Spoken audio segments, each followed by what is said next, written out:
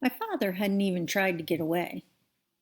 After swimming back to the dock, he'd sat down in a folding chair, opened a can of root beer, and watched the Coral Queen go down. He was still there at dawn, sleeping, when the police arrived. "So what now?" Abby asked. A dark bluish slick surrounded the boat, and the men in the Coast Guard inflatable were laying out yellow floating bumpers to keep the oil and grease from spreading. By sinking the Coral Queen, my father himself had managed to make quite a mess. I said, "Dad asked me to help him." Abby made a face. "Help him what? Break out of jail?"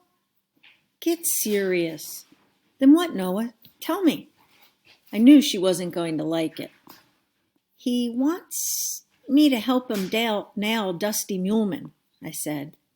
A long silence followed, so I figured Abby was thinking up something snarky to say, but it turned out that she wasn't. "I didn't give Dad an answer yet," I said. "I already know your answer," said my sister. "His heart's in the right place, Abby. It really is." "It's not his heart I'm worried about, it's his brain," she said. "You better be careful, Noah. Are you going to tell Mom?"